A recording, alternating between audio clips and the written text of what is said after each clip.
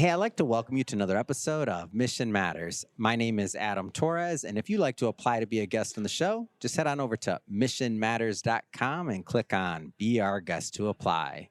All right, so today I am in Newport Beach, and I am at the Cardiovascular Tech Forum, and today my guest is Sasha. Sasha, welcome to the show. Thank you, Adam. All right, Happy to be here.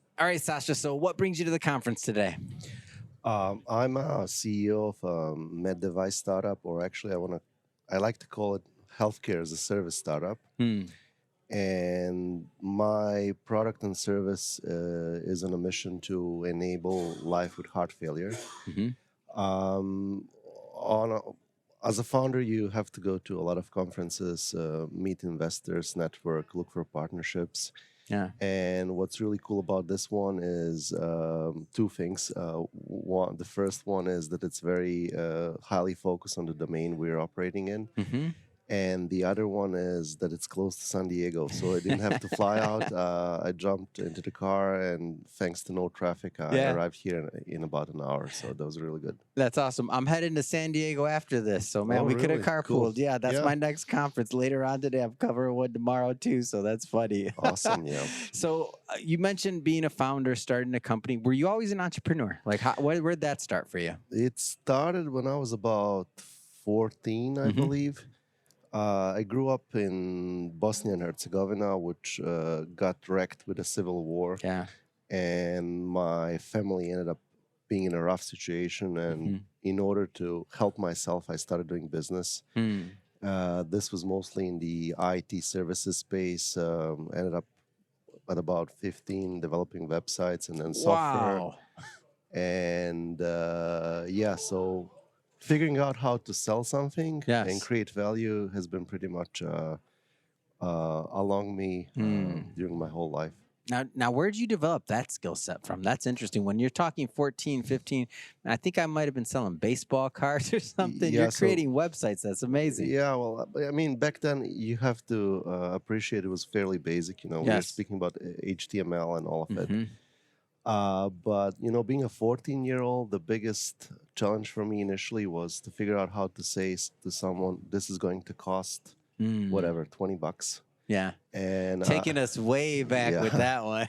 and my uncle helped me a lot. He run a TV audio repair shop, Mm-hmm. so he taught me a whole bunch of tricks on how to price stuff and actually sell and get paid. Yeah.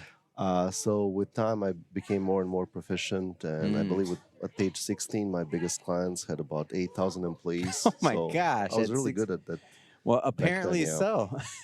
Yeah, I did end up being super bored with IT though. Yeah. And then everybody was expecting for me to go study computer science. Mm-hmm. I'm 18 and a half, and then I switched it overnight to physics. Really? Yeah. So So no sales in physics though. Wow. Yeah. So did you think that you would continue going the entrepreneurial route? I'm just curious. Or was that like in your blood or it just I wanted to improve the world and I wanted challenges. At that point, I had the fallacy, or I thought that high-level physicists are compensated well, which kind of didn't. You're correct. Yeah. That was a fallacy. Yes. Yeah, Okay. exactly. And actually, after I finished the PhD, I went first and slaved myself for one of the consultancies and then started doing business again. And the really crazy part is that I realized that over more than 10 years, I was in a low-key depression for lack of doing business. Wow. Which is So it was crazy, like eating you. Yeah. It was like just Yes. creeping up on you. You didn't Yes. even know it probably in the beginning. Yeah, and I there's a period in my Wow. life where I thought, man, this was a waste of time. You got the PhD in physics, but I, as a person, even though I love science and figuring out how to solve problems, I thought that my problem solving and business making skills at age 19 were fairly comparable to what I ended up having after the PhD in physics. Wow. So yeah. However, life's curious. Mm-hmm. For my medtech startup, Yeah, how did you get to the med tech side of things? So how did this play into it?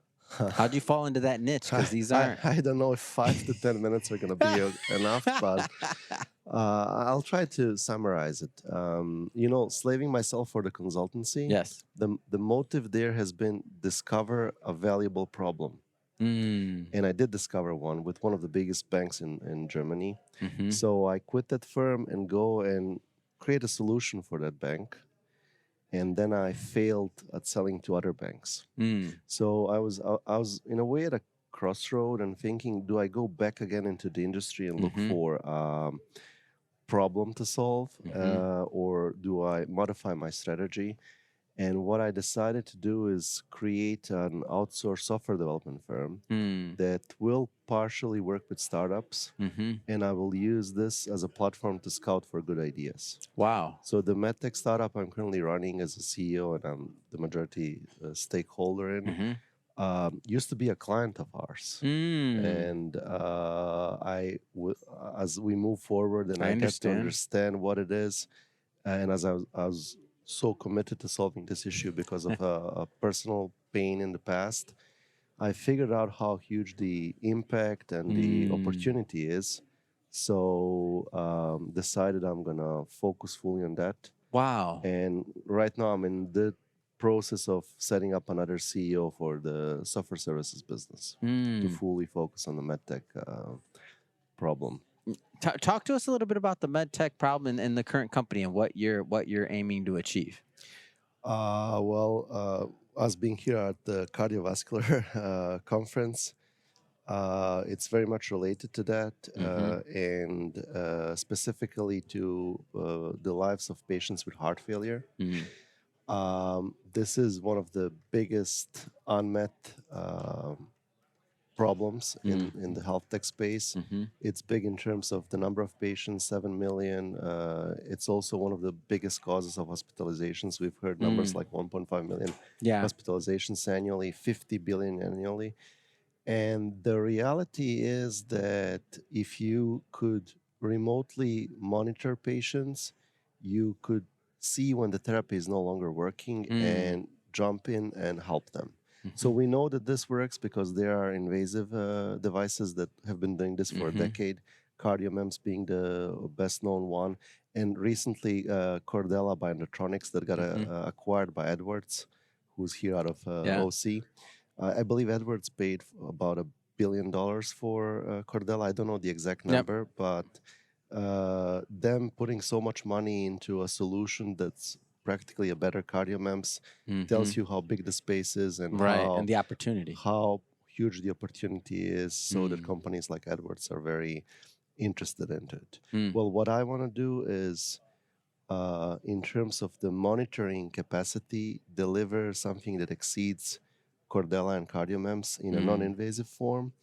But I actually want to um, think about all the other elements, and we are actively thinking about those, about elements that are requirements to be successful here. Mm-hmm. And what I see often happening is that in the medtech space, very often there's a huge focus on the technology, Mm-hmm. and people, in a way, ignore the psychology of the patient, Mm-hmm.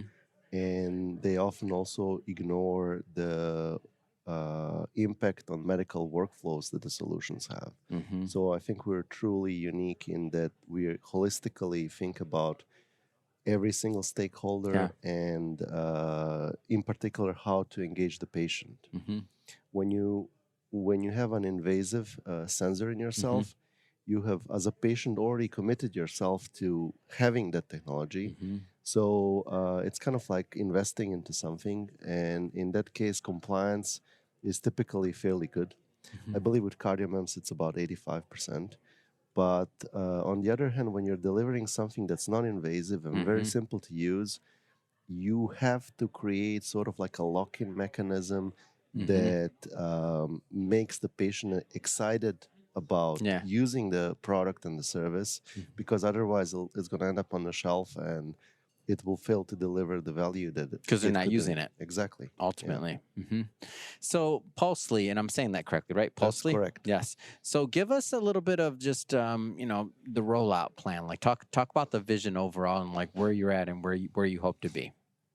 Well, we are about a month away for the first 510K clearance Mm. for fluid measurement. And fluid is one of the key parameters you're interested to know as a doctor caring about heart failure patients. This 510K is related to our Gen 1 device, and the Gen 1 device doesn't fulfill my vision in terms of user friendliness and patient engagement. And that's why we've kicked off earlier this year the Gen 2 R&D.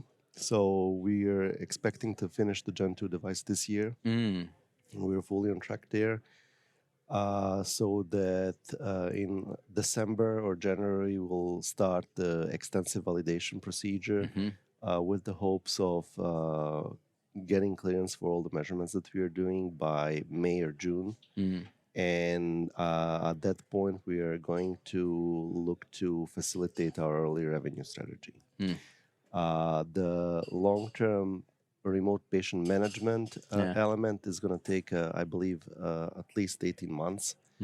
And my hope is that early in 2026, we'll be delivering commercially devices and the service to the patients. Wow, what a story. I'm just thinking about way back when, from starting with your entrepreneurial journey, websites to growing the IT to physics to your PhD, of course, to ultimately, now a med tech device that has the ability to literally save lives and to help people. Like that's, and I know I probably missed some things in between, but like now you're literally working on a problem that obviously is a great opportunity. That's a given, or you wouldn't be doing it as an entrepreneur, but also like the ability to save lives, the ability to help a lot of people. It's amazing. Yeah, I fully agree. And perhaps to give some comfort to the previous topic, like physics being a waste. Yeah. It probably wasn't. To me, I always think that, how did it tie in? Tell me the tie-in because it's never a waste. Exactly. It's one of the biggest serendipities in my life, I would say. So physics is a very broad area. I would say there's probably 1,000 domains where you can specialize in.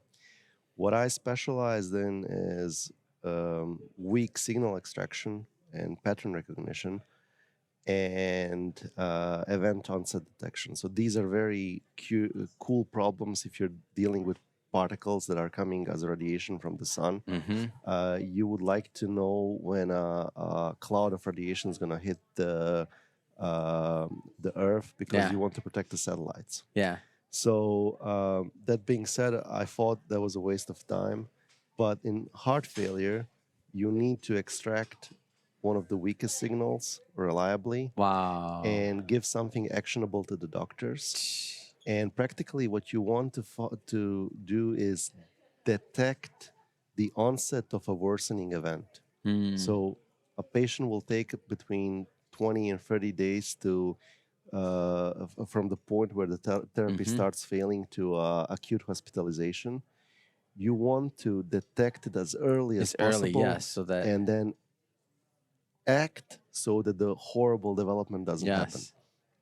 And well, yeah, I pretty much, as a physicist, was one of the. And so out of the 1,000+ things, you choose the niche and the very specific, and then it just, so and then you're. And, you just blew my mind, Sasha. That's amazing. Thank you. And everybody's talking about applying patterns. Yes. This is such a complex challenge, such a multi-variable problem that you to solve it. And I'll be honest, there's great guys and girls in my team who, from the implementation side, work on this. So I'm no longer in the implementation involved as much, but it's another manifestation of how many solutions at the end of the day come back to the core science that enables them. Oh my gosh. So yeah, now I'm happy I did physics. I bet you are. And now, Yeah. and a lot of people that benefit from your work are, I'm sure, going to be happy as well. And just the technology, the developments, everything else that comes from that. It's amazing. I certainly hope so. Yeah. Well, Sasha, thank you for coming on the show today. I want you to, last thing here, if somebody wants to learn more about Pulsely or to the website or to follow or anything like that, how do they do that? Pulsely does have a webpage. It's pulsely.com. I'll be honest, we are very focused on the innovation. Technology and not the website. I get it. Marketing and sales becomes an issue, I believe, next year in Q1. Yes. So that's where the things are going to be way more active than they are currently. We are fundraising, started to fundraise a couple of weeks ago. If you're interested to find out more, feel free to reach out to me. I think I'm very easy to reach out via LinkedIn and very responsive. I'm just excited to deliver something like this in a non-invasive form, in a form that it's not gonna mess up all the medical workflows, and that will actually help patients regain their autonomy and feel better in spite of their condition. Yeah. Well, Sasha, thank you, and to the audience, by the way. So I'll put the links to Pulsely and everything else, and also to Sasha's LinkedIn. We'll make sure we put that in the show notes so that you can just click on the links and head right on over. And speaking of the audience, if this is your first time with Mission Matters and you haven't hit the subscribe or the follow button yet, do that. This is a daily show. Each and every day, we're bringing you new content, new ideas, and hopefully new inspiration to carry you along in your journey as well. So again, hit that subscribe or follow button. And Sasha, really appreciate you coming on, man. Thank you so much. It was a pleasure. Thank you, Adam.